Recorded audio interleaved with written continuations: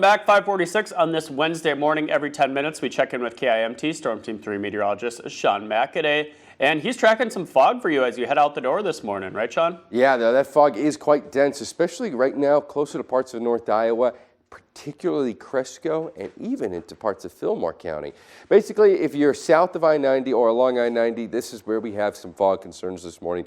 Rochester has been the worst so far, although I will say closer to Stewartville, south side of Rochester, it does look like that fog is starting to get a little bit more dense. Where the fog is particularly dense, that's where you're going to see ice accumulation pretty quickly. So that's places like Cresco, Fillmore County, Charles City, and there's also been some of that closer to Cerro Gordo County and Hancock County this morning to be aware of. Temperatures right now are around freezing or just below freezing. When temperatures are 30 degrees or less, the fog can really turn into freezing fog. Freezing fog is, well, the fog is made of liquid water droplets, right? But if they're below the freezing point, all it takes to freeze them up real quickly is to touch them.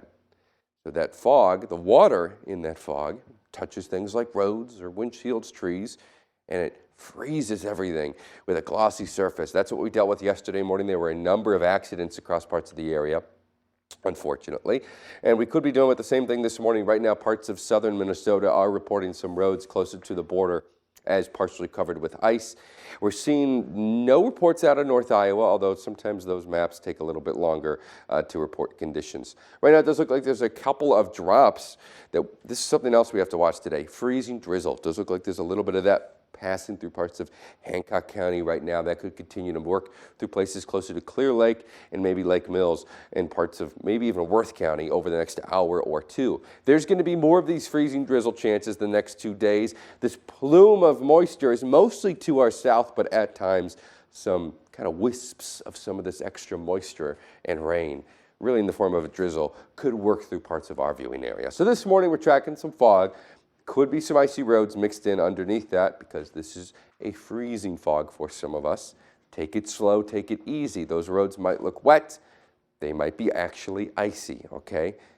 Not everywhere this morning because temps are a touch warmer than yesterday, but still could be freezing in some spots. This afternoon, mid-30s, that's pretty much all we're tracking. Let's show you Sky Tracker 3 and how this freezing drizzle plays out.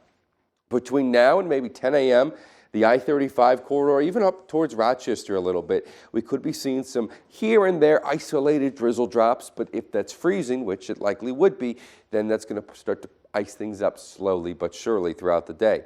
Later this evening, some more of that could move back in, and that continues to just be lightly, very lightly on and off, and by tomorrow morning, we could be talking about more generally icy conditions. So you really just have to be vigilant and smart next couple of days as things remain foggy, at times potentially drizzly with that freezing drizzle concern.